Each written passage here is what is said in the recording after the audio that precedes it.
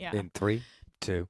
Hi, guys. Welcome to the Chelsea Skidmore Show. I'm here today with comedian Jason Rouse. Jason, Yes. how's your morning going? My morning's going good. I have a weird.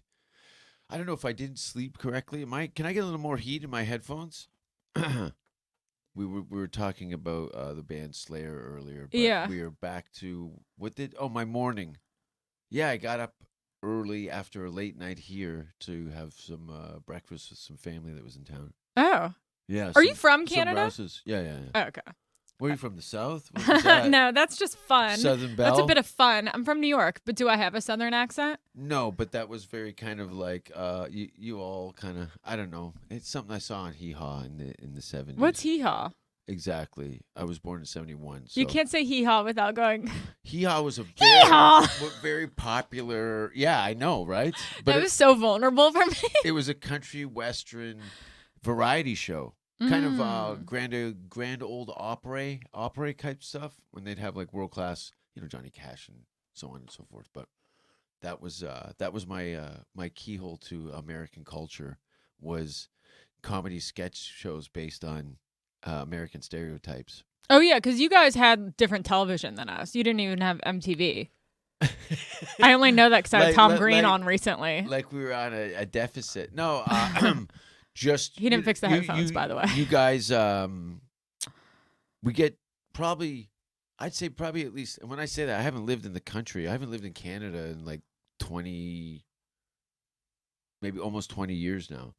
But the television content was probably 80% American, and only because the stuff that was productions that were coming out of Canada were all kind of equally stereotypical. There was a show called Beachcombers where these people would chase logs along the beach. How did that get picked up? It was a huge that would show. never get picked up today. It's a They'd be like, and then show. what? Well, you guys had Saved by the Bell, and that kind of, I don't know. You know that's coming back? It should come back. It's they just filmed. It did. Did it? Because my friend wrote the first episode. I saw it he tweeted about it, and I was like, holy shit, I had no idea. I hadn't even heard about it. Well, all the fans of these 80s TV shows have now come up through the industry, so now they're giving reboots to shows that they were fans of because they have executive positions now. Well, yeah, I see that on all the billboards. A Am lot I of. sitting right on this? Yeah, of I feel course. Like I'm supposed to be looking at the camera. It's an awkward setup. It's the sportscaster setup. I like it though. I watched a clip on YouTube, and coincidentally, like it looks way nicer than it is in here on camera. Yeah. Like all of us, right? Yeah. I look more vampiric. You're more tan than I thought you were. You're always wearing head to toe. You're not. Is it a? What's going on? What's with the? Let's talk about the wardrobe. It's a burger. No. We're not doing some Joan Rivers shit on me. No, I'm not gonna tease you. I'm only saying it because I'm like, yeah, it's hot Is out. that the tease? Oh, it's all and then black. But it's actually, very you lightweight. wear cutoff t-shirts. Occasionally, yeah. Okay, I don't like then to expose myself. I just felt like I noticed that. Yeah. Is that a skin cancer awareness thing? No, or it's the people in this city make me sick, and I open myself up very little to it. Yeah. Really? Totally. Yeah. So is this armor? Let's phrase psychologically. It's the language. I know what you're going at, but I am interested to know more about it. Yeah, I am. Listen, I didn't think I would bring it up. You've been around enough weirdos. Yeah. Oh, yeah, right? I'm a weirdo. Yeah. But people But you've also not subsided to the quicksand of like a drifter in Hollywood. Some people are used to being around manic lunatics, and it's a fun little circus to join, but it can be a road to nowhere at the same time. Do you hang out with a weird crew? Like a weird Hollywood drifter crew? I am a weird Hollywood drifter. You're the king? What does that mean, though? Like, is that just people smoking meth and getting weird in an apartment? No. That's what I think of when you say that. Oh, those people are there. Yeah. I just leave before they get going because, I used to, when I was in college, quick side note, when I was in college in Hawaii, everyone there smoked meth. And I met this crazy person on the street. And me and my friend went over to their plates and watched them smoke meth. Yeah, you've never smoked just like meth? Observing it. No, I did. In Hawaii. Yeah. It's very big there. Yeah. But I didn't smoke Australia, I heard too. Like these kind of tropically, Well, I think it's because it's harder to get coke, so it's easier to manufacture meth. Meth is gross. I'm not a big fan. But also when I did it, I was too drunk. It was more of like a way to sober me up. So I just felt more like Oh yeah, for 3 more days. woken up. It wasn't more, wasn't Yeah. like on its own where I can really Yeah, differentiate the you're high. barely present. Your eyes are open and you're breathing, but you're like on another frequency. Who are these I've heard. drifter guys? I was just using a silly word. I thought drifter. I just have this kind of, Highway to Heaven. Michael Landon. No, how old are you? 63? 32. 32. Yeah. So am I. No, you're not. I'm almost 50. I was born in 87. Turning That was 33. a good year for me. 88 Really? actually was a big turning point for me. And I was in high school, and up until that point, I spent a lot of time in trouble, and then I fine-tuned it with a small group of other kids in my high school that were also Drifters? drifters. Yeah, like just disenfranchised kids that were kind of like when I saw the movie Gummo, Yeah. that hit close to home. Yeah, like you ate spaghetti in a bathtub. Totally. there was That I love. reflecting it. Yeah, I love Larry Clark and Harmony Korine Yeah. and all that, all of the stuff that they make. Yeah, it is a, it's so nice to see something that has some real, his casting and stuff and how he handpicks these weirdos on top of creative types, and a lot of these people have gone on to have hugely successful Mhm. careers in Hollywood. Did you see Bully? I did, but I can't remember. I think they killed the best In friend. Florida, Yeah. yeah. Was it based on a 2-story? Yeah, it is. It was based off of a book. I'm trying to think. There was some out of character star on that movie that was the push of it. Who was Bijou Phillips, Michael Pitt, Okay. who I can't remember. fucked. You fucked Michael Pitt. I don't know what a Michael Pitt is. He's like the hot blonde guy in it. How long ago? How long ago did I fuck him? When I lived in and New am York. I leaning in a spot? No, you're fine. Oh. Just be comfortable in your body. What was the Occasion? convenience, or was this something on a list? Well, I first met him in LA at a party. This is before I was sober, and we were partying, and I ended up like hooking up with him in the bathroom All right. with like another girl at the Standard I at think this that's like private become club. absent. I don't know. Maybe it's the circles I'm keeping now, but I used to have more sex in bathrooms. Yeah. Well, I think it's like a younger thing too. For me that was like when I was young and fucked up. Like I would hook up with a lot of Oh, I'm people waiting all the to time fuck in young clubs. people I don't go still. to clubs. Oh, I don't go to clubs anymore though, and I'm not drunk, so it's like I'm not hooking up with someone in a bathroom at a club. Is that how it goes down? You have to be drunk? Maybe because I haven't drank alcohol in 3 years. Is 3? But do you do other stuff? All of the other stuff. Yeah. How do you come down from coke sober though? I mean, how do you come down from? Do you do coke? Occasionally. How do you If do? it's Christmas. It's crazy to do coke without being drunk. I know people are insanely It's like- baffled by that, but I've never had a problem with it. That's so wild. I'm very I partition places, so I'm not mixing things too much. I sink the ship completely so that I know what that does in that context. When you smoke a bunch of pot, you can get sick of it.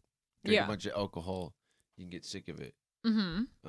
But when you come down, don't you feel like you're fucking dying? Oh, that years ago, yeah. That you just can't die anymore. It just you're just dealing with a void. It's just purgatory. Yeah. You just have an out of body experience. But no, I don't know. Like What drugs do you like the best? I know I'm skipping around here a lot. Can you follow? no. I don't know. I don't really have a favorite of anything. You know what I mean? It's just funny when I meet people who. I smoke a pot Oh, okay. regularly. Yeah, so- like daily, all day, Yeah. daily. The only way. Yeah.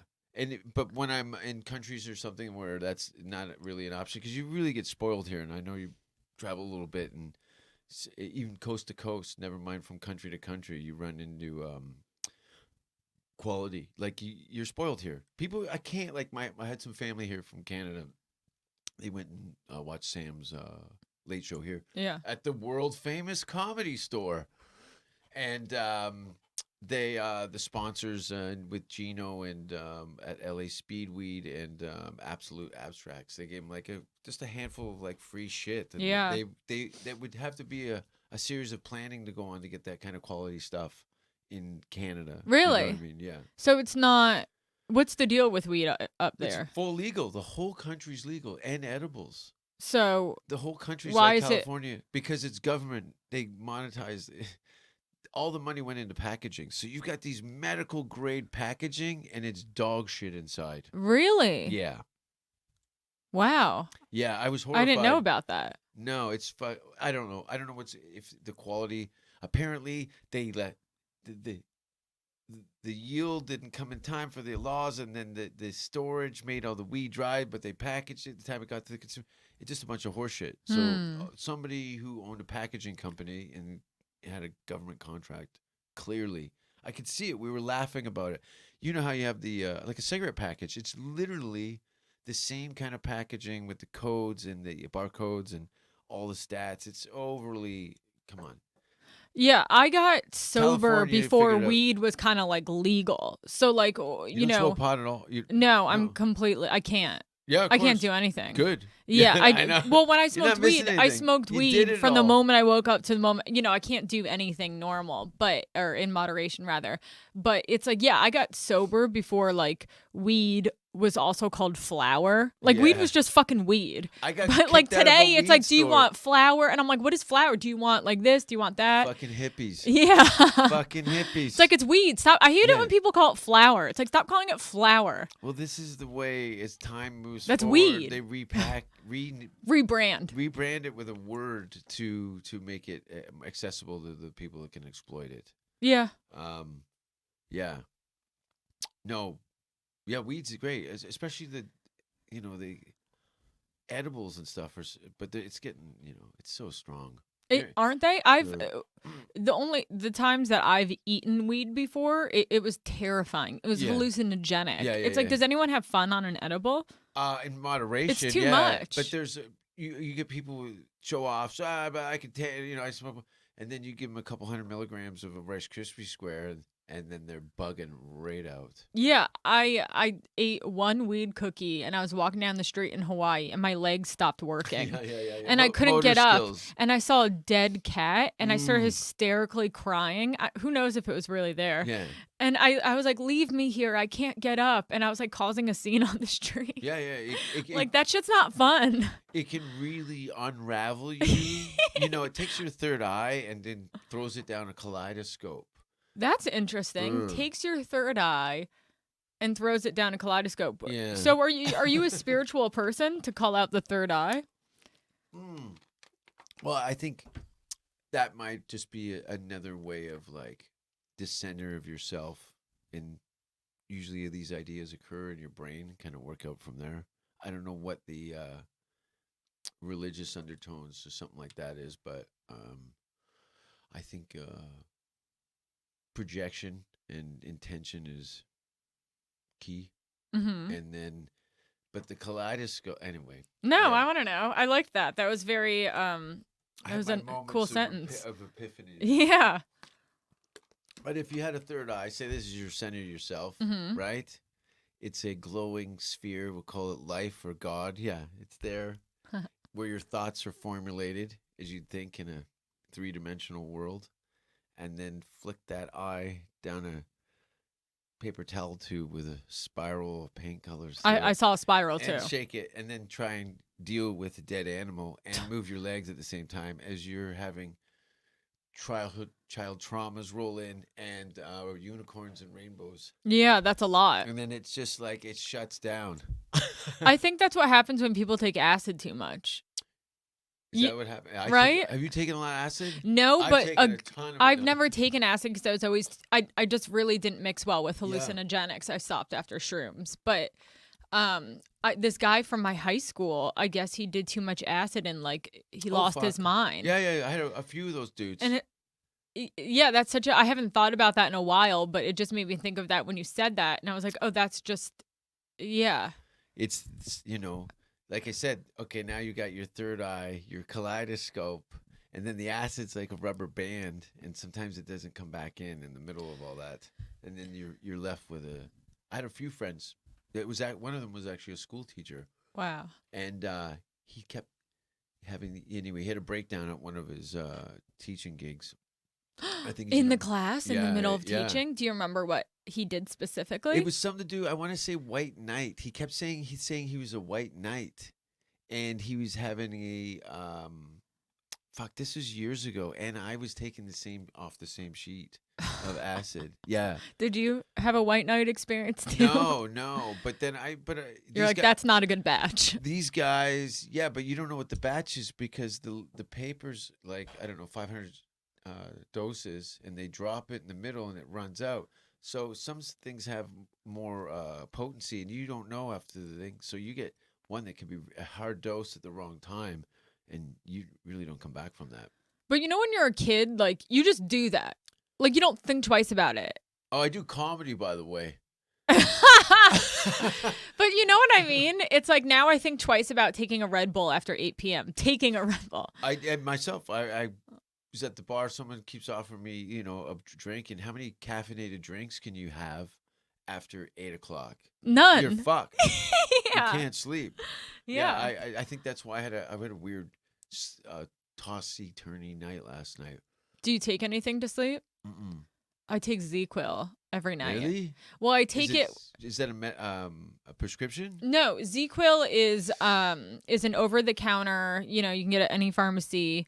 It's basically like an antihistamine, almost like I think like the ingredient that's in a Benadryl. But I take an anti-anxiety medication that like a nasal spray. The same. No, it's just a pill, and that because I take it along with an anti-anxiety pill called Buspar. I used to take lorazepam. That's why I just smoke pot.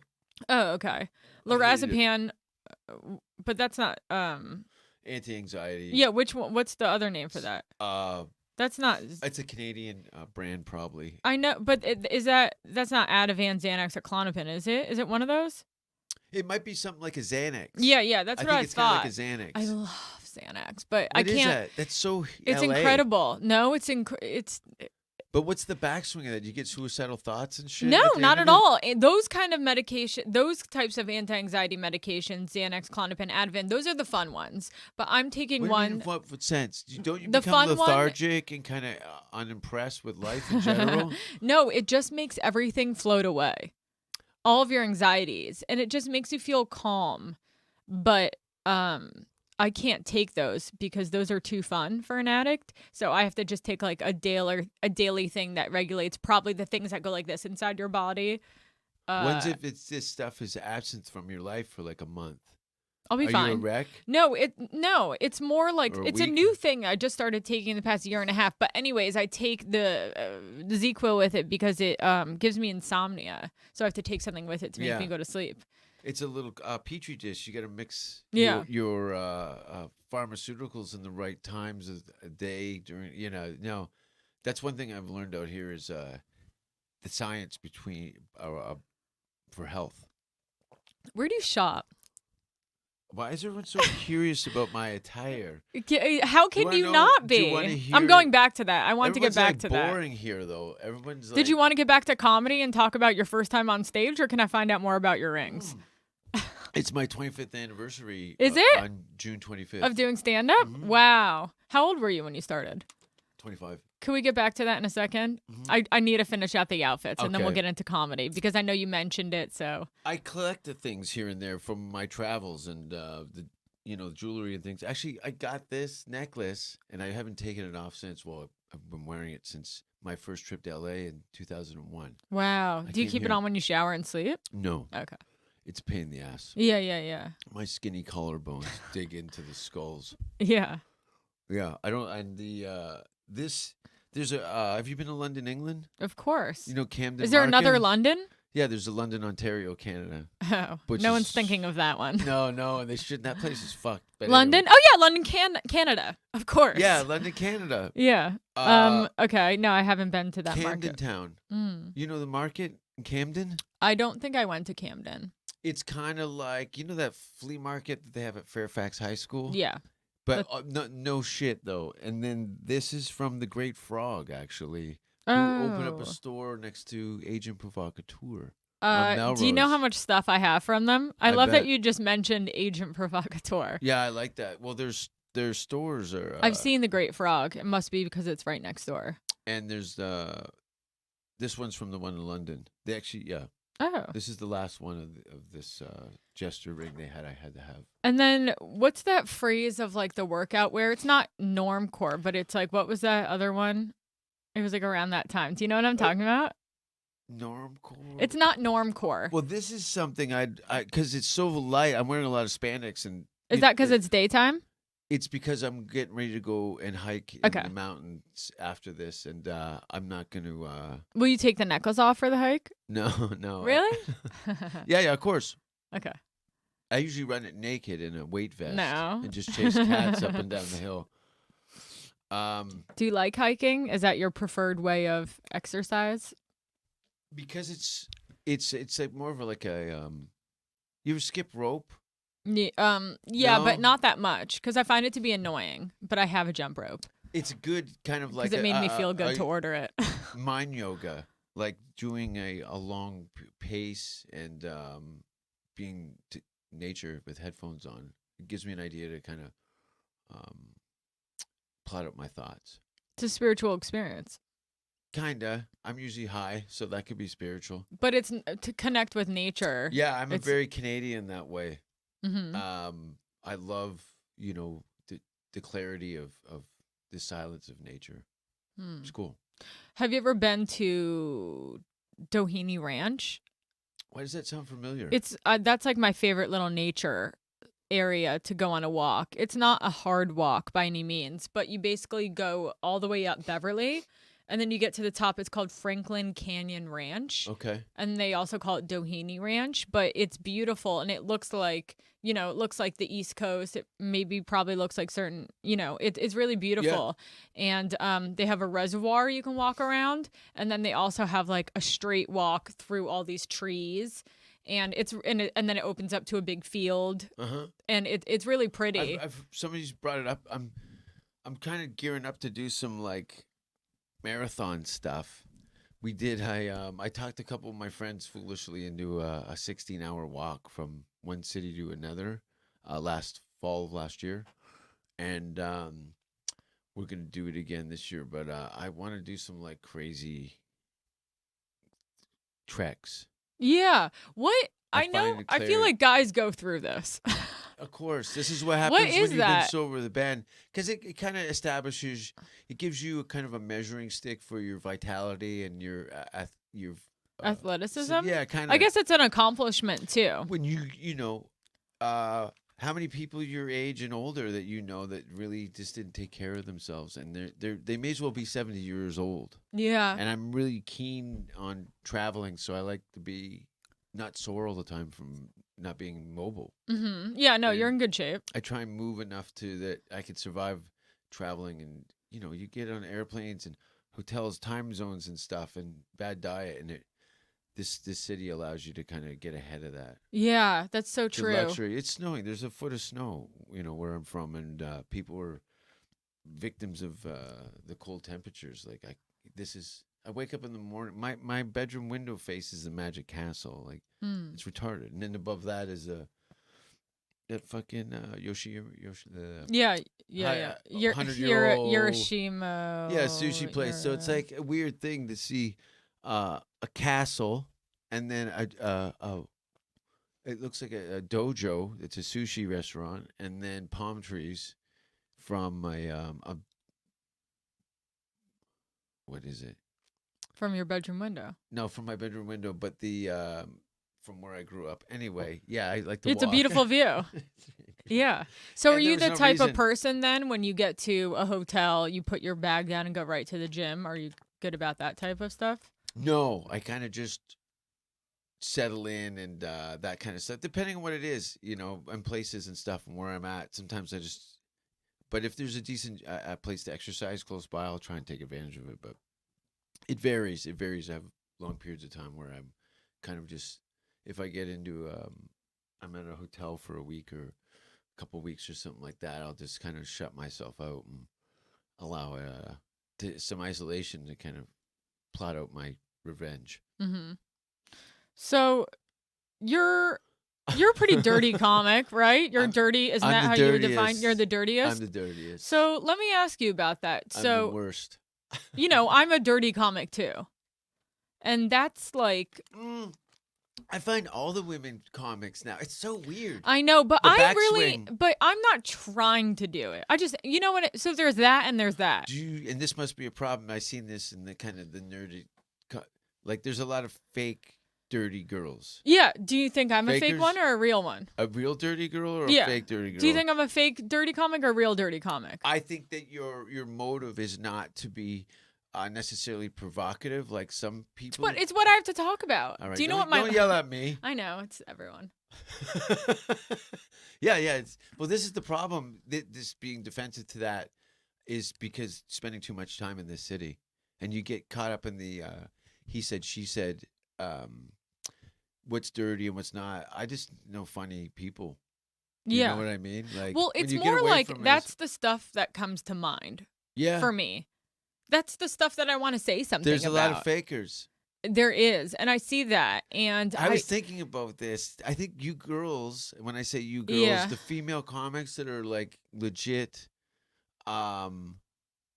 you know, should beat up the nerds, right? If there was Dazed an and epidemic, Confused. Remember? I remember that movie, but was there some girls? It was Parker Posey, and they're like, Yeah, and yeah. she's like freshman fucking bitches, Oh, they're and then beating they're up like, girls? they're like doing all this shit to them. I think you guys should bring that back, like No. sorority style and hazy's bitches. They're not helping the cause. Right? You got to get rid of these girls. They'll get rid of themselves. You know I what know, I mean? but they're hanging around too long for me. You got to take care of this. I love how it's bothering you more than it is me. It's a pain in the ass. It is. Well, on Monday night, you know, I was working potluck and I see this woman come up and she was talking about being a stripper. And I got like uncomfortable and I'm like, is that what I fucking look like? Because she was bad. And But she was. but then someone was like, no, you have smart jokes and you don't have the same energy as that person. Ye- But then, like, by association, I'm like, you know? How many times do you think she'll perform here in her lifetime? That was it. That's it. Yeah. It's over. Yeah. And then she can go and tell her friends that she performed at the world famous Comedy Store. Isn't that funny when Yeah. you meet people and they go, oh, you're a comedian? Do you know my friend? Like, Oh, they perform there? Jeremy Zinger? Yeah. Oh, he plays there. Yeah. And it's like, I don't know who the fuck that is. And I don't want to say to their face, he's probably a shitty comic who does a bringer show. Yeah. But you can't say that. So I just go, oh, no, there's so no, many you comics. can. And then they'll go. I really try then not to. Yeah, you got to start beating up girls. Dude, Who would be in your girl beat up posse? who are my close friends in Not necessarily, comedy? just girls that you know that wouldn't call the cops if you punched a girl in the stomach in Oh. the restroom. Hmm. Look at this. I'm not that kind of girl. No, but you can be with my help. I think I'm that way energy wise. Yeah. A weird thing happened to me. You know so about let me tell you consequence. this. There's this girl comic A who cunt. hangs out here. And Oh, which one? I'm First not of going to all, say her name. I don't when- even know it, to has be she ever- honest. has she ever But listen to this. claimed She's her a newer taxes? comic. She's been doing stand up probably 3 years. And she's one of those girls who hangs out and tries to be best friends with everyone. Mm-hmm. And they're like a social climber person. They're very fake. You can see them. Like every They're cunt in this city? Yeah, like she's working the room so hard. So I've seen her for years, How but she's probably like 26 or something. Yeah. But I've never talked to her. So she comes up to me in the bathroom and she's like, Is it one-on-one? yeah, she comes You're up the to me only two in yeah, there? I'm in there. And then she goes, you know, I can't, I'm on to imitate her voice, but I don't want anyone to know what I'm talking about. Don't. I'm not going to. I'm not going to. So she just goes, you know, we haven't talked before, but I see you, you see me, let's be friends. No. And then my instinct said no. No, I say no. But my mouth said, oh, of course. Like, I'm so glad we spoke. And I walked away. This is the problem. You should have I'm punched her not in done the yet. stomach. I'm not done yet. So then I walked away from that going, you know what? That was nice of her. Because it's like, you know, I see tons of like older comics who are more successful than me. And I don't say shit to them. But it's like, I was like, you know what? That was nice. Because like, you know. This peanut gallery politics. We're not that done, hovers- Jason. You gotta get out. So I never talked to her really again, and she would kept saying hi to me. She'd come up to me and give me these hugs, and it felt really fake, and it made me feel I hate uncomfortable. hugs. In this I know place, you. I could tell. they're not a hug. Don't touch me. Yeah. Punch in the stomach. Yeah. Yeah. I don't like it when people I don't know hug me because it's like, get the fuck off of me. First of all, what are you hugging anybody for? This is a business Yeah. thing. This is That's not true. a fucking This is baseball sexual team. harassment. Not even. It's just No, I know kind of what you mean. gross. It's just gross. Who wants it? Look at. We're a family. No, it's all You know? horseshit. everybody's fingering the cat, and it's not cool. No, Who's the this cat? Huh? Who's the cat in the situation? The cat is the it's like a gross Talent coordinator? like I don't know. When I first came here, I didn't understand what all the hugging, and it was always like the sweatiest, nerdiest guys Hugging and you? hugging that, like, the Love you, man. the girl hugging the girls and stuff, Oh. and vice versa. Most of the guys know enough not to hug me because I rub my own shit on my lip.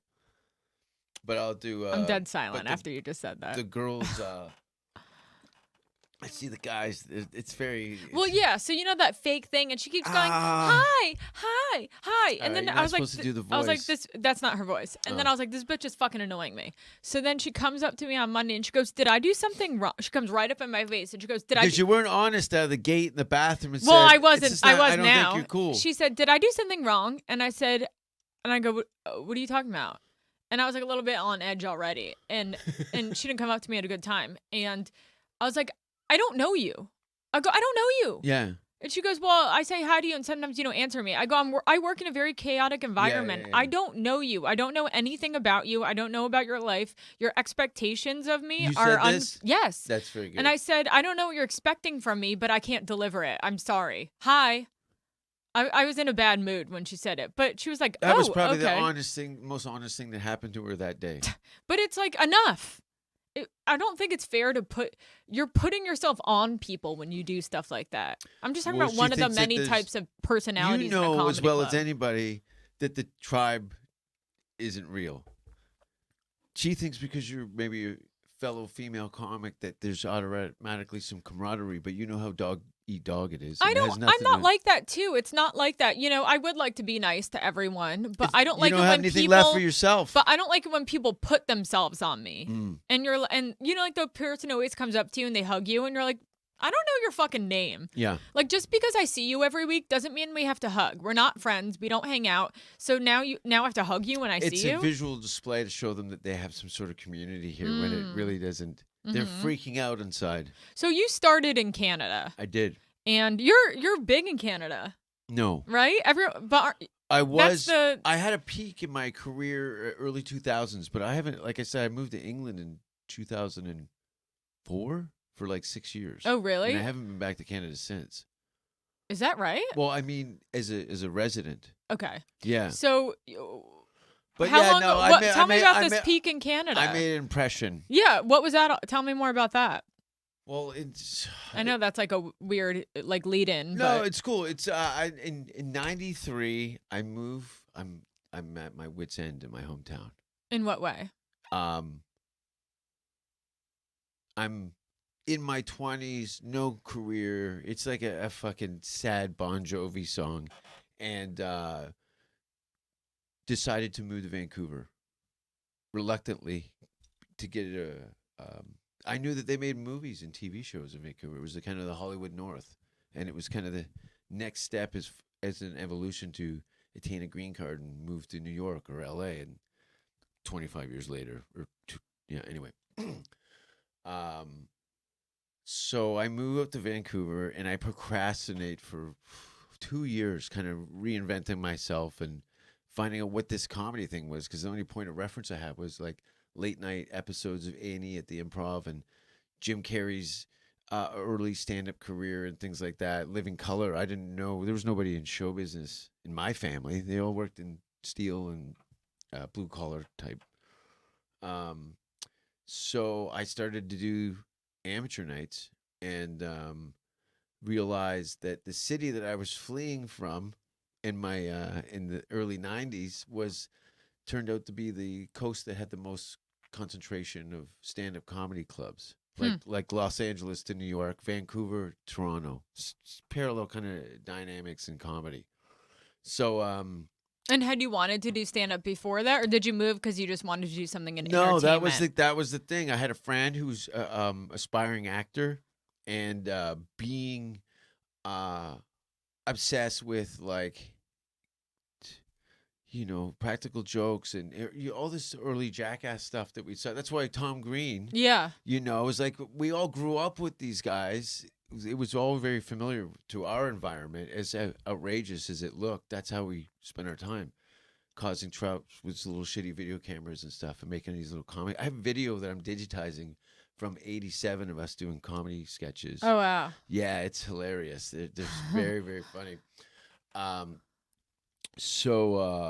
yeah, so fall of the year that I started, I ended up coming back to Hamilton for a short time with a completely different game plan, which, you said you don't go to clubs and bars anymore.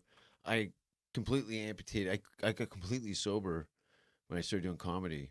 And What can I ask you really quick? Mm. So, you went from being at your wit's end to having this newfound inspiration and went back Huge. there with a different game plan. yeah, What did it take emotionally, spiritually, psychologically to bounce yourself back? Like, were you holding on to just like now you have a dream that you wanted to do? Or like, what was that pilot light that ignited in you that helped you to... yeah, acid.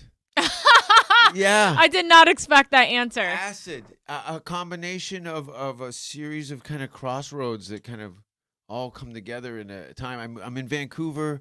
I'm living at the bottom of a mountain in North Vancouver called Grouse Mountain, in a log cabin where there's deer. We come up to our porch and stuff, and family of raccoons and LSD. And I'm reading some book on quantum physics, and I had a bunch of kind of floating ideas about things. I didn't know how to sew anything together.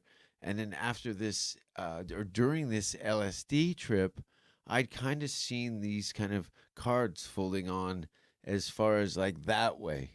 I don't know what's down there. I got a canary in a cage, but it's that way. I'm just going to keep going that way blindly. And inevitably it was to end up here in Hollywood in some form or another. Mhm. And, yeah, I had everything figured out until this. Yeah. So you're back in Hamilton. Yeah, so I'm back in Hamilton, and then I had once I come off the stage the first time, it was like an epiphany. Were you scared?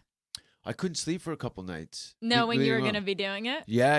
Isn't that fun? Remember that? I remember Oh, totally. I remember the emotions of before the first time. Yeah, I got so tired I had to take a nap. yeah. And my leg was like shaking like this when I was up. And it's weird because I don't know the backstory of your life too much, but from what we've talked about, really tough people and sensitive people in those situations, you'd be like, what the fuck is the matter with me? I can handle shit, a lot of shit more than most people.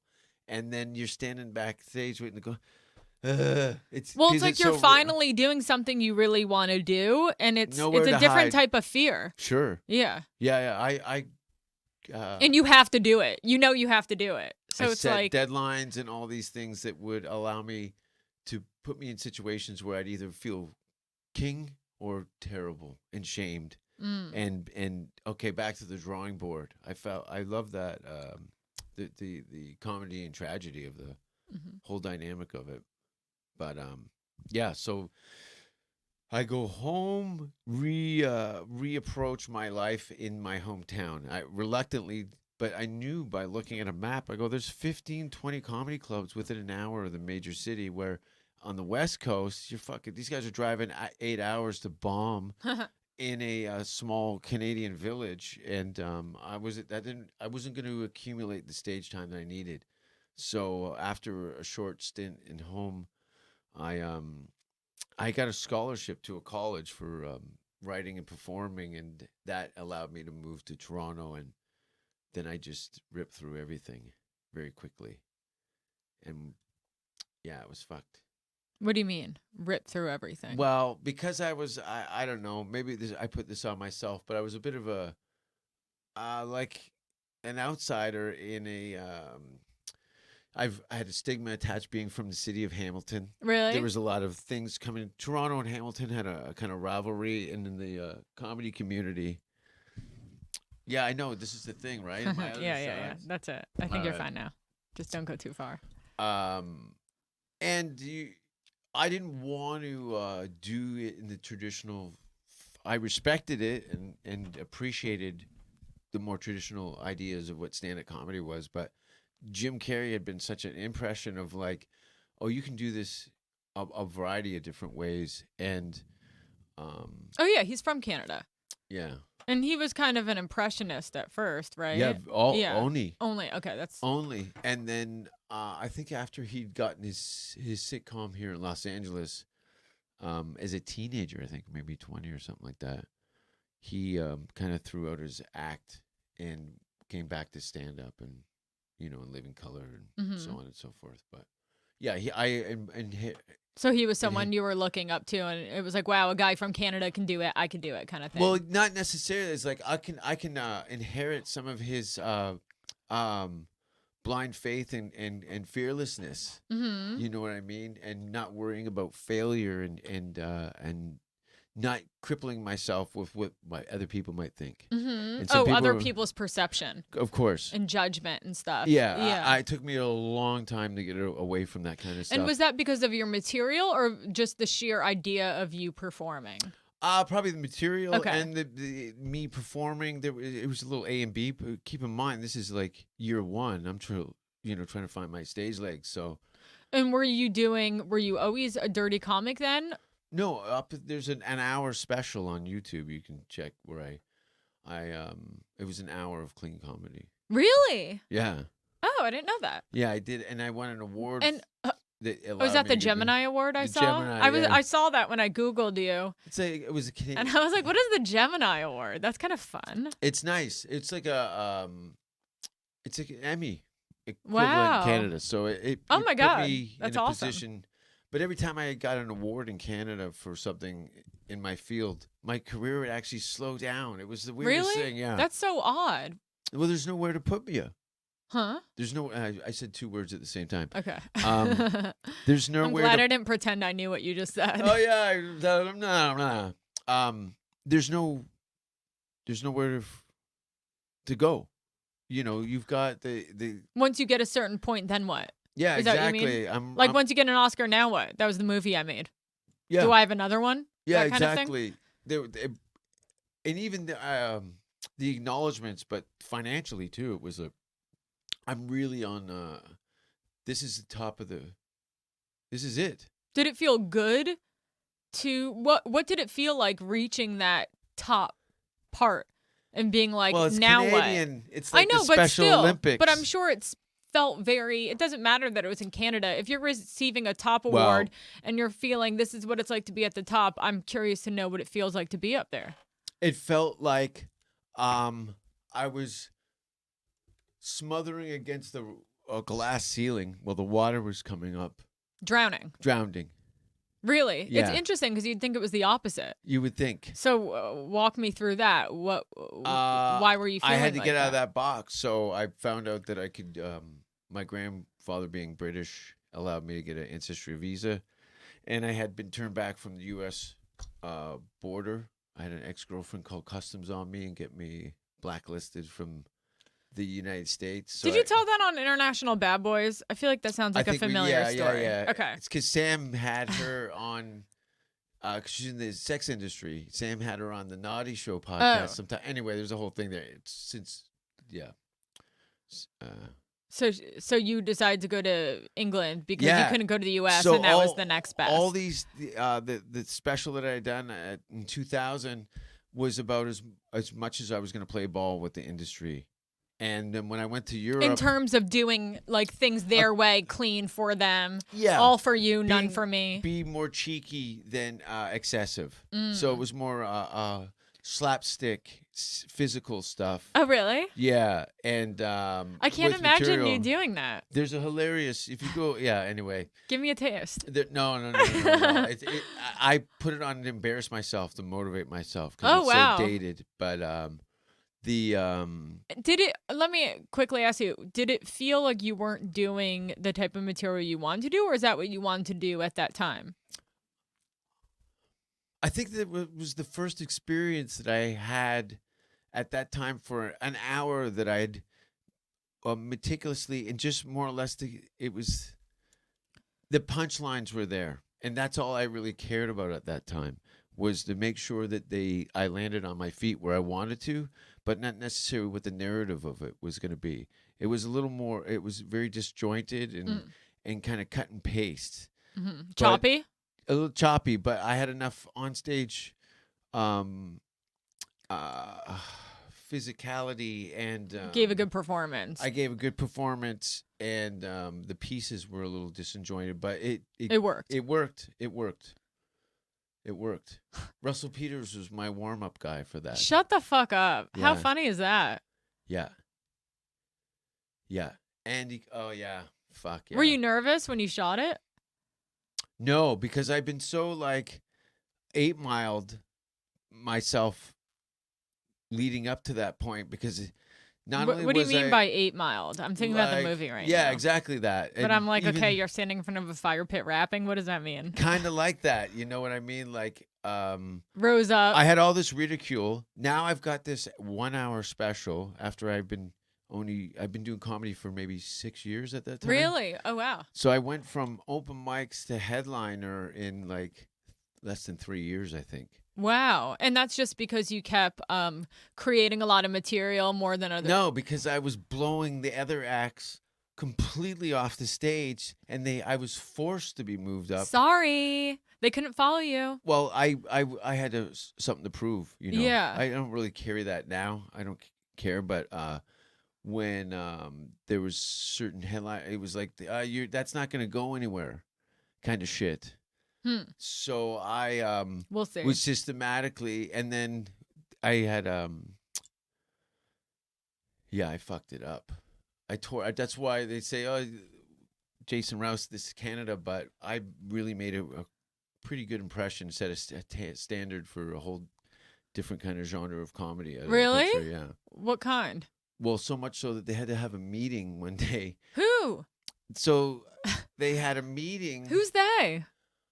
The owner of the comedy chain and the clubs collectively had to talk to their up and coming comics to stop imitating me because they had enough with me. Shut the fuck up. Yeah, it became They were like, you know how like a lot of Dalia's openers, like that kind of thing. Totally. Like they'll be doing the same exact. Yeah, oh my God! And look at you. And they've still some of it carried. The Dalia of Canada. No, far from it. But it was like because I was getting a lot of attention through some of the outrageous shit that I'd done, and people, you know, like you said, like the fake dirty girls. They were mimicking certain characteristics of me, but it wasn't sticking. I made sure that There's only one. There's only one. Jason Rouse. There's only one. Yeah. There's only one. Where's that from? There's only It's one. a movie catchphrase. There's only one. Little Mermaid? No, Oh. definitely not. Okay. Is he so still in the booth? No, he left to go smoke cigarettes. He doesn't stay. That's hilarious. Isn't that crazy? He's I so- know. there He was- just leaves. He presses record and he walks out. I think you should be able to smoke in there, Yeah. but with sunglasses on. So you go to England. Yeah, it was great. And that opened up all the kind of offbeat fringe stuff that I'd kind of kept on the back burner. Turns out there was these 3-day extreme music festivals and weird underground clubs and events and things that kind of were in the cabaret type aspect of it. So they'd have some comedians or burlesque in the traditional sense. But so I started to hang out with a more fringe group of people where most of the time the comedy clubs, in comparison to some of the nightlife and entertainment, can be pretty square in comparison to sword swallowers and sex clubs. Any interesting sex club stories that come to mind? It's funny. I have a picture on my phone I found Yeah. of I did a show it was like 10 years ago. I did a show at the Green Door in Vegas. And do you know what the Green Door is? Mm-mm. It's a swingers club in Las Vegas. And the only place that serves alcohol is the gay bar next door. They don't. You can bring your own booze in the club. Anyway, my friend books a show there. We do the show, and they kind of open the stand-up after the stand-up show, open the club up to the general public, and you get wristbands for different areas. You know, there's some rules there, and they had a couples room, which is weird because they had this screen where all these guys were with their face against the screen watching these people jack off, right? The voyeur closet. Yeah, like I bumped into. I'd be I'm in like, there. What is I'd be everyone like, looking at here, and I go, oh, they're fucking. Well, there's this full fuck fest going on and these weird beds and stuff, and I'm like, Dad, Dad. Yeah. Did you get a laugh or no? No, They're like, shut up, dude. No. The lady that was. It's such a weird night. I licked the pole that night, and I think it cured my athlete's foot. That was a spicy night, but yeah, it weirded. I've been to one of those things. Yeah, sometimes they're cool. Sometimes Sanctum, you know Sanctum. I see their logos all over the place. Mm-hmm. What's their? Is it kind of Eyes Wide Shutty? They want to be. Yeah. It's so fucking dorky, dude. Yeah. I went once when I first moved here. It was just like. Yeah, it was just like all these lame people. It was at a house on Mulholland in a big mansion, and is it masks? Half the people had masks, the other half should have. Like everyone was fucking dorky, dude. How old? No one was hot. There was no one who was like hot. Yeah. It was just a bunch of fucking dorks. I think that sex world are a bunch of dorks. Yeah. Half of them are. I realized that. Because Sam had produced some naughty shows at the AVN Awards at the Hard Rock, and I'm all amped, and I'm watching the show, and the porn stars were groaning at comedians before me that weren't even close to how vile I was going to be. Yeah. And I'm Did that make you scared? It's kind of that way, you know. It's like people are hypocritical in some ways. But you know what's funny? It's like I've tried to tell sometimes. Like, I'll see a crowd and I'll be like, oh, they're going to hate me because I just know I'm going to come out. And, I used to think if I saw like old, a lot of older people, like grandparents. They're cool though. Sometimes. They love it. If they had, if they had a couple of drinks. Yeah. You know why? But I'm like, oh my God, like, how am I going to say, this is like early on. I'd be like, how am I going to look at them in the eye and like say this? And like, they love it.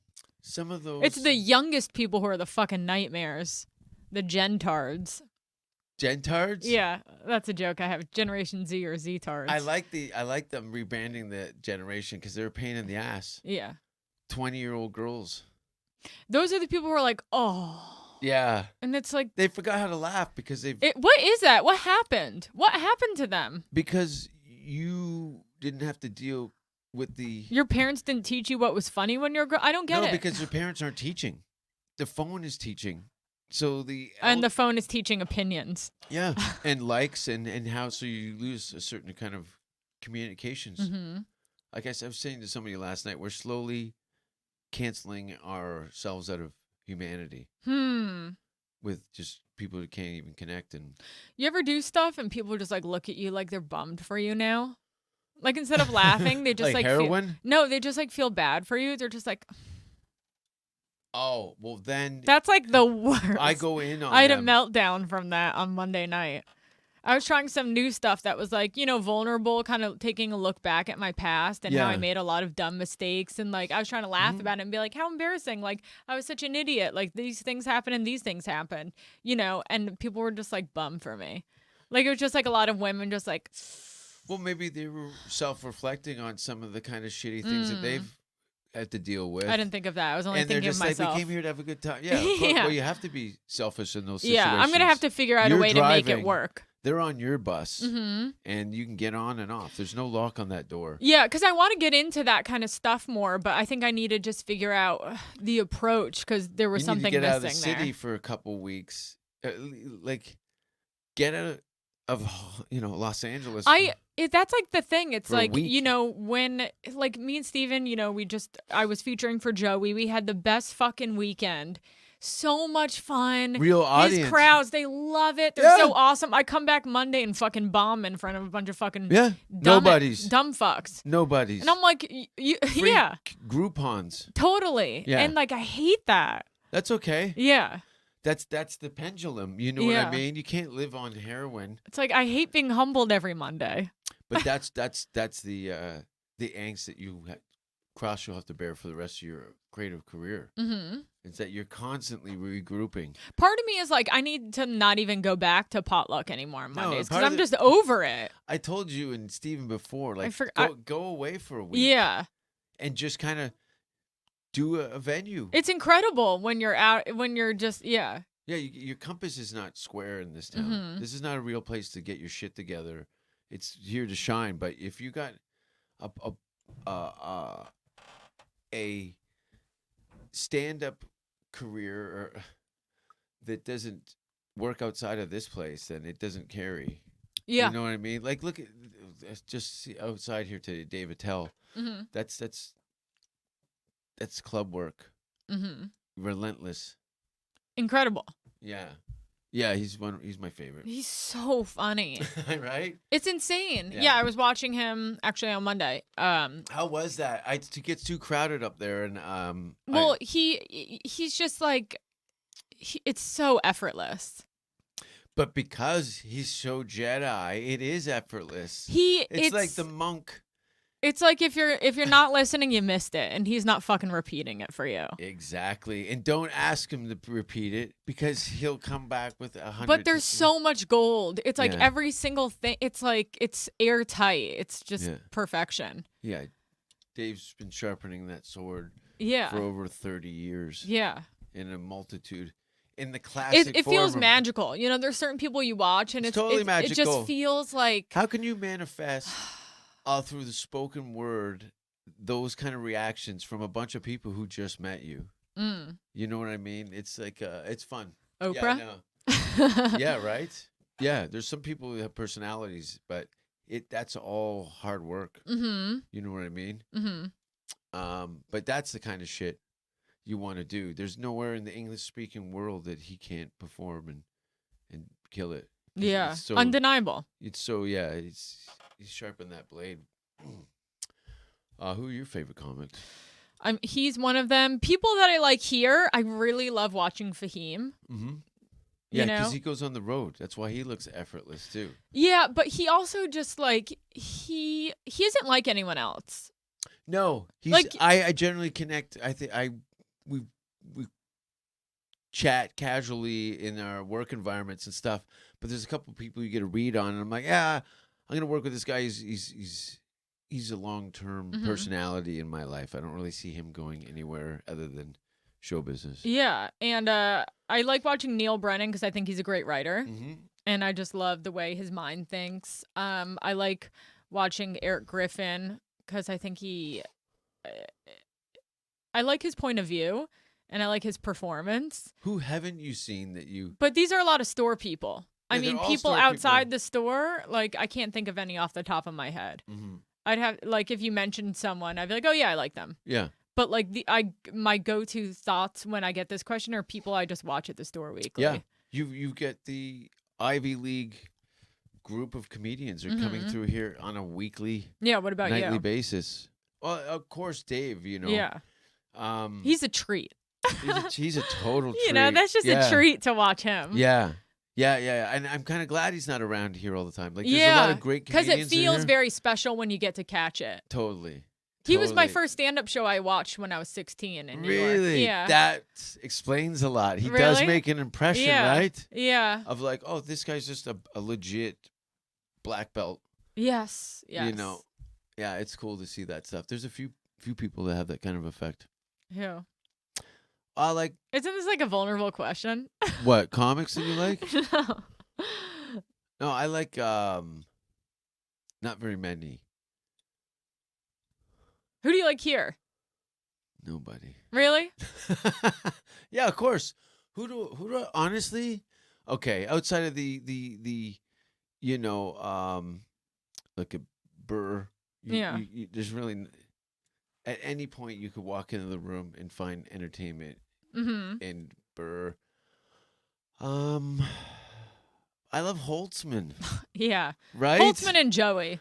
Holtzman and Joey. They just like plow. yeah, they're plows. It's like I love it's like a that. machete walking through the jungle, and you're just yeah, or a wood chipper going through a public playground.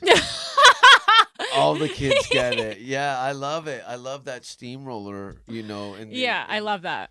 But yeah, That honestly, energy. Brian Holtzman is like one of my favorite all-time people to watch here at the store. And it's so funny because like it's just the juxtaposition of who he is. His name comes up on so many different podcasts that I've listened to over the years. Yeah. And I love it, and he's He's a the sweetheart. nicest sweetheart. person. Have you watched Jeffrey Berner? He's one of the newest paid regulars. He works here still as a door guy. What does he look like? He has a shaved head, but his hair is White, black? he's white. He's like he's young. He's like 25. He's very funny. Okay. He's very funny. He's very interesting to watch. I like to watch him a lot. He's always doing something interesting, and he's kind of like a comics comic. Did like he everyone just comes move to watch here recently? him. No, he's been working at the store for a couple years. If you saw a picture, you'd know. I who know, it and was. isn't it weird? I'm in here 5 days a week, and I Yeah. don't know any of these guys' You probably names. noticed him. I try and let the kids do their thing, Mm-hmm. and I'll see them when they get paid, kind of thing, right? Yeah. But you've been here for a few years. Yeah. Good for you. How How many of them? Yeah, no. Hey, I listen. I get it. I'm. Yeah. I'll tell you off No. off the thing. But to be able to apprentice in an environment like this, and anybody that can do that for more than a year is very beneficial. yeah, it's Not what you want and what you do. Yeah. in a positive way. It's been incredible to be here for 5 years 5 years weekly. 5 years weekly. but working. I've worked here for 5 years. Good for you. And I actually, starting on Monday night, I had a meltdown. Yeah. And I was Cool. hysterically Let it crying for ride. 2 hours. Yeah, fuck it. Started crying in the booth, had to move into a car in the parking lot, and then I was Yeah. locked in the video room with a candle by one of the managers Yeah. to calm down. And I had to take 2 weeks off working. Great. And I can't work here, and I think I'm gonna start looking for another job. Great. I love being You here. paid your dues but in full. Look at I've really hit. Listen. I've hit my bottom. And I just want to come here, do a spot, and leave. Totally. Trust me. And I know Yeah. this is kind of like a weird thing. Am I poisoning the soup, or am I I've talked about it a lot. It's gonna be fine. Oh, totally. And You're I having think separation anxiety from a fucking sadistic relationship. I that know, you have between and the business and the yourself. store is great, but just working there for 5 years really takes a toll on you. Oh, really? Yeah. Is it a little tough? Yes. Yeah, it's a mental hospital. It's mentally ill. I'm It's mentally ill daily, yeah. and just timing people when Yeah. I'm trying to have the same This is a dream. monkey cage. I'm done. I've made a Yeah. lot of great relationships. I've studied people for years. Yeah. I've learned so much. It's great. Plenty of stage time, but I'm ready to You just got your put doctorate. a little self-care going on me. Totally. I Yeah. get it. Yeah. I got engaged when I moved here. Okay. And then what happened? She came out of her coma and it went all shit. No, being here for that length of time, I can see, because it's like, you've been in abusive relationships. Dude, who do you think I am? Only abusive relationships, Right? except So- until Stephen when he behaves. So like, there's a point where everything in your world is telling you that it's time to go, but you don't know where the door is. Yes, and I think that's why it's been a little hard for me. Totally. To Because there's a lot of investment. You've planted Mhm. roots deep here. Mhm. Crying. yes. How many times you cried here? How many in 5 years? when I was working? Yeah. No, just under the roof. 3. I've 3 only cause- cried here 3 times, but it's so funny because I went into the manager's office because I was trying to get sent home. I didn't want to be here anymore, and I was hysterically crying, and I couldn't stop. It was like a waterfall, one of Yeah, those. yeah, and yeah. I don't cry a lot. No, and she goes, I'm sorry to laugh, but No, I it's can't see you crying. I know. Well, no one can. I hardly ever cry, and I hardly do. And she goes, I know something's really wrong because you are a stone cold bitch, and to see you crying Yeah. like this, I know something's wrong. Yeah, it's really bad then. Yeah. And the truth is that the 2 times I've hysterically cried here, it was because of a particular trauma that came up. And that trauma specifically came up earlier that day on Monday. So Not I to think it was mention just underneath the it. tsunami of other shit you've been holding back. It's everything all at Yeah. once, Have you Yeah. cried under this roof? Please tell me you have. No. Not under this roof. Yeah, under your own. No, I did cry at the Laugh Factory. Really? Yes. When? When I first moved here, my dad died Oh. on the way to my showcase at the Laugh Factory. And you went? And I went and did the showcase. How was your showcase? Jamie wanted to take me on as a wanted to manage me. Oh, wow. Yeah, it went so well that it was such a weird anyway, and I started sobbing in there, and In your conversation with him. yeah, Yeah, and of he's like, course. what? I go, my dad died, and he goes, when? I go, like an hour ago, and it was Good for you for being able to compartmentalize oh that, though, and totally. go It's up. one of my gifts, just Yeah. packaging that and putting it down on the back of my shoes. Yeah. So yeah, and I wasn't embarrassed. It was a perfectly natural situation, completely strange, stressful situation, and I wasn't embarrassed or anything by that. It was adjustable, and I know that he'd orphan. He's an orphan. Mm-hmm.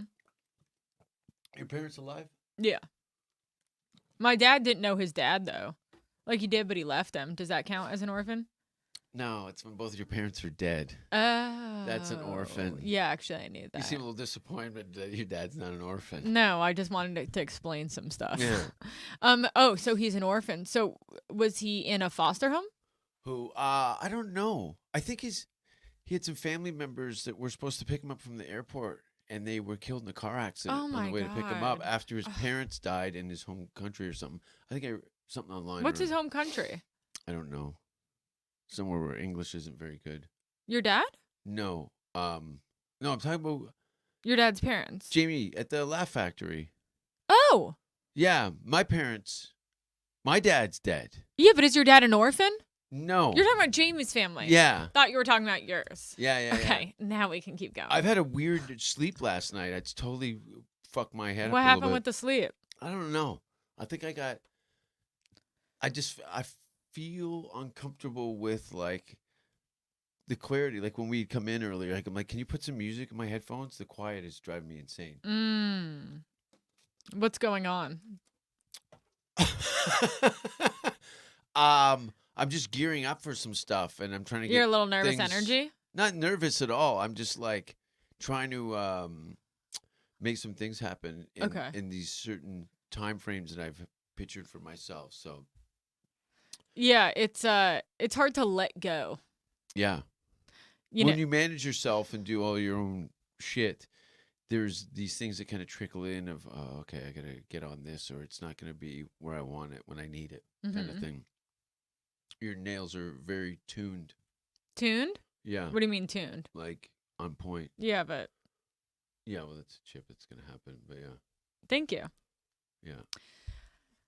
So you're in a movie coming out, Yeah. and you have a special coming out. It sounds a lot more You glamorous. want to touch on than that it is. stuff? Totally. I'm a terrible actor. Okay. I'm all right in short increments, but it was literally the hardest thing I've ever done. Why is that? Because it went against all the kind of my instincts as a stand-up comedian. I had to go out the window. Mm-hmm. There's It was a drama? no horror movie. Ooh, I want to be in a horror movie so bad. Why do girls always want to be horror movies, Damn, but then they I'm not don't? special? They don't clap at my shows, right? Because it's not scary. My shows are scary. They are? I could see that. Oh, terrifying. Have you ever seen me do my thing? No. We did that one show. Ugh. Was it at Flappers, the international bad boy show that we had there? And weren't you on that one? I think so. Yeah. Oh, and I bombed, I think. That show sucks. Dude, that club sucks.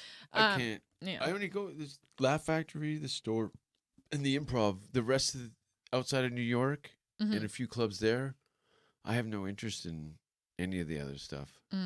It's terrible. Mm-hmm. So why? So what made it hard? What hard? The instincts went out the door. Horror movie. Oh. Do you get killed, or do you want? No. I'm the killer. I play the killer. Of course you are. Yeah. Was that fun? It was fun because I spent days of research on various horror movie personalities and serial killers and tried to formulate a psychology for this character to kind of round it out a little bit. And am I sounding a lot more Canadian than usual? No. No? Okay. So the day of shooting, we're shooting, and he's telling me to just be myself, more or less. So I threw all this kind of preconceived ideas that I had about what this character was, and pretty much was a exaggerated version of my kind of onstage persona. Mm-hmm. And to have, you've done some acting, Mm-hmm. Yeah. So the actresses that were in the band that I kidnap and kill, they're very good actresses. They're professional actresses. And I was humbled by their abilities. So it really showed me on, like you said, people that say that they come here and they perform at the Comedy Store. They did an open mic on a Mm-hmm. Tuesday Mm-hmm. 6 years ago. Yeah. It's far from it. Well, I Right. was far from it, and I was very aware of that. So, How'd you get out of your head? fuck. I was forced to because you're living and working around these people. It's like a circus tent, and everyone's in the tent. Everybody's being nice to each other and trying to make this thing the best thing it could, and you're obsessing about something that you have no emotional attachment to, but you have to adopt those same kind of qualities in something that you haven't personalized, the acting aspect of it, not to mention the craft and the experience. So to be uh long days, it was like opposite comedy. You go in, it's in the evening, you know what your time is there, opposed to it standing in the rain in a junkyard for 10 hours, and this is your day waiting for a shot to be set up, Mm-hmm. and you're only through half a page of X, Y, and Z. So that pacing, that that long form creative process was really crazy for me. I'll take a series of things, but I need to see some. Instant gratification Yeah, but I'm realistic. or instant like result kind Well, of thing. comedy, it's very present. It's very now. It's very Mm-hmm. happening. But this is like a long sniper Yeah, shot. and There's you're like, can I see the playback?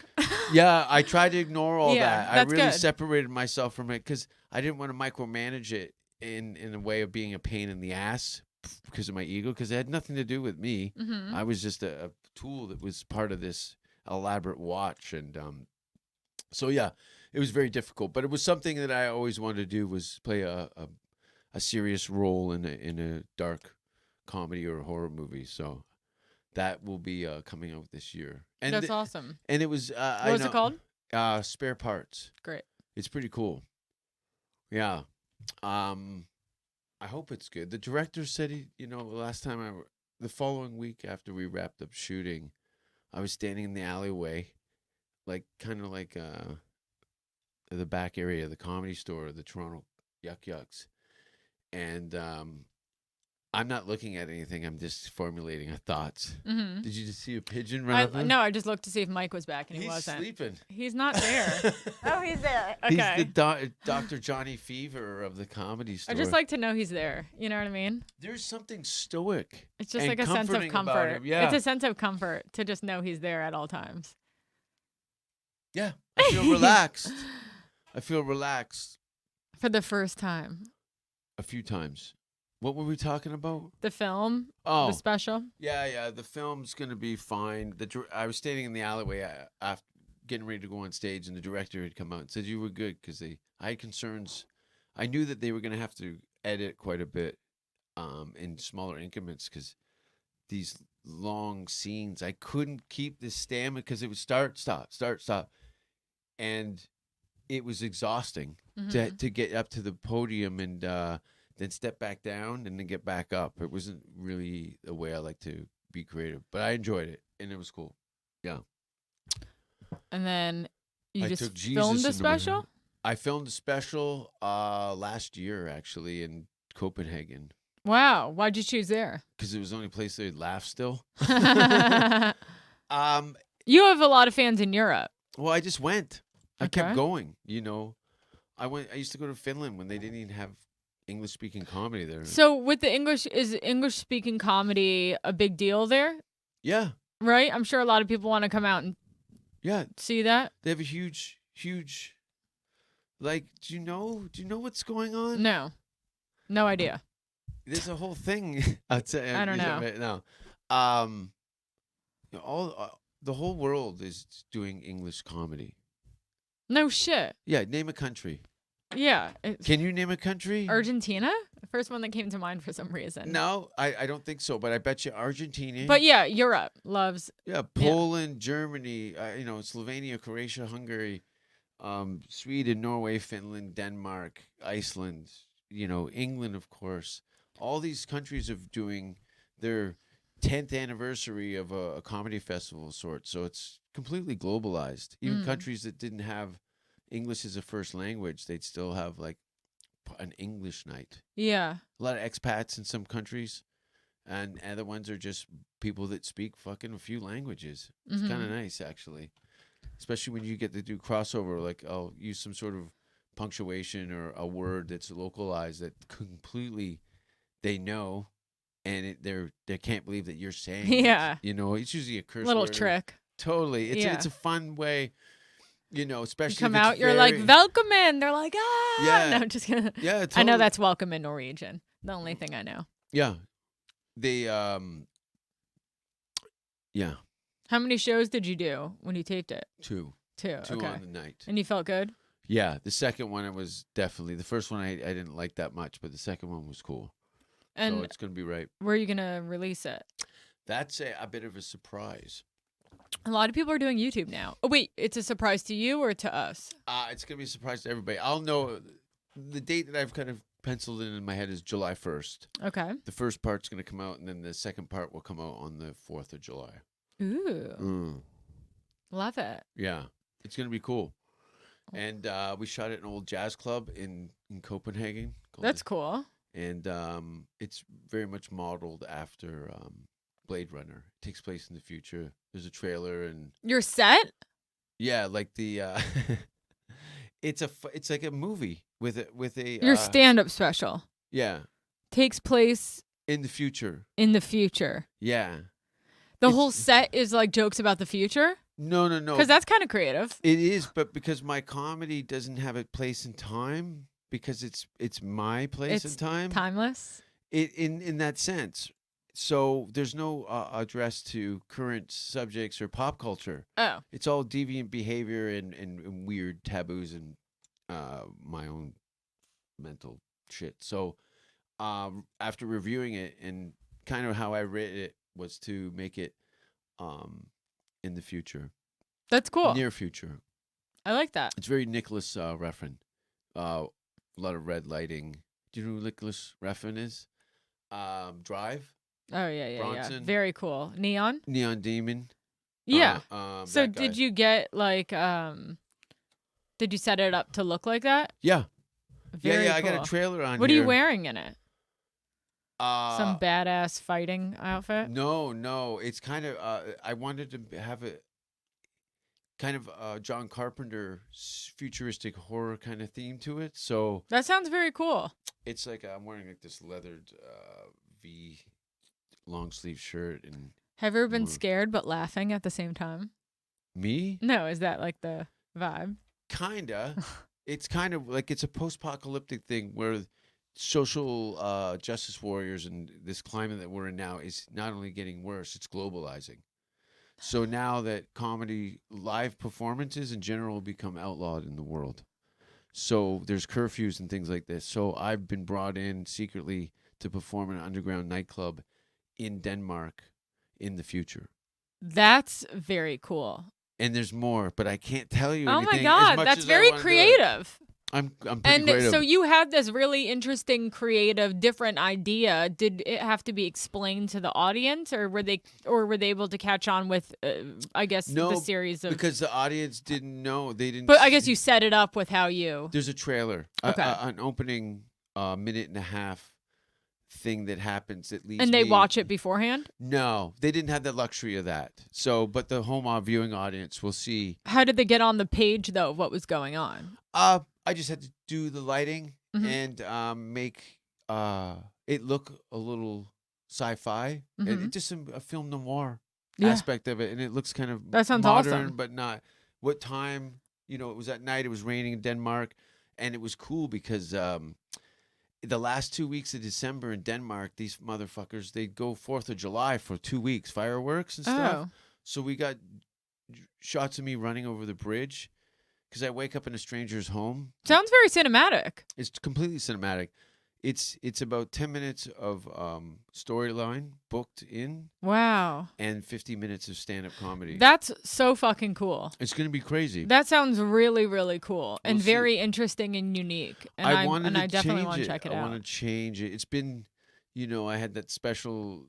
I haven't done a television hour since 2000. Okay. And what's the name of it? Svin. Is that a European name? It's Danish for pig. Love Yeah, it. Svin. Svin. Yeah. Yeah. It's I'm gonna just be neat. taking that in. Yeah. I it's immediately neat. think hostel. Uh, I don't know why. Yeah, it has this very underground, like, Dark web Europe. Yeah. Totally. Because this is all outlawed stuff in the future. Eastern so Europe. Yeah. yeah, in an audience, the audience looked great. I had like 5 student nurses from Norway in the front. My business partner and set these poor bitches up so badly they got annihilated. Oh my god. But they're good sports. Yeah. No, everybody was there. There was families there. Like, guy brings his wife and his daughters to come and get pictures and stuff. So they don't have Wow. the same kind of hang-ups and things. And then the atypical Jason Rouse fan guy with a tattoo on his neck with his, this, that, and yeah. So it's a little more broader, and I think they'll be pleasantly surprised on how it is. Well, I appreciate your, creativity and, decision to do something different from everyone else. And I think it will really stand out. I think so. And I think that people have put a lot of faith in these major, look at who doesn't want to get $20 million to do a couple specials, and in a best case scenario. But you're not going to be doing your own thing. That's the thing, though. But I'm not a $20 million comedian, but I can do what I can do to exercise the things that I want to get out there. And in this time with, I just bought a GoPro camera that's like, I didn't have any of this in school if I had these tools. So there's all these different ways to create your own content. And like we were saying, in most recent, how many people have had so much success just from these free online platforms, YouTube, things like that. It all ends up as a torrent anyway, right? But yeah, I'm gonna send it to Netflix and see what they say. Awesome. But I'm not holding my breath. Well, I think it's very interesting. There's plenty of other platforms if that doesn't work out. Yeah. And if I it have a does, I website. can't wait to see it on the homepage. Yeah, it'll be cool. Yeah. All right. Well, you feel good? I feel good. Thank you so much for coming on. Where can we shout out your social media, your webpage, and anything you... Yeah, easy. It's Jason Rouse 666, and that's it. You can just Google that, and everything else will come up. I'll have some more tour dates. June 25th is my 25th anniversary show at the Vancouver Yuck Yucks, where I started. Wow. And this year will be like Switzerland and Norway and Sweden and Finland and Denmark. And September, October will be like a bunch of Ontario dates in Canada. And then I think at Texas in November. But yeah, go to my website. Where are you going in Switzerland? Geneva. Oh, I used to live in Switzerland. Did you? In Lugano, though. I've been to Geneva a couple of times, but not in over a decade. It's gorgeous. beautiful. Yeah. You're going to have a great time. Yeah, it's such a picture perfect. Everything is manicured and pristine. It's gorgeous. Yeah. Cool. Thank you so much for coming on. Thanks, guys, for listening. Thank you, guys. Bye. Yay! He forgot to hit record.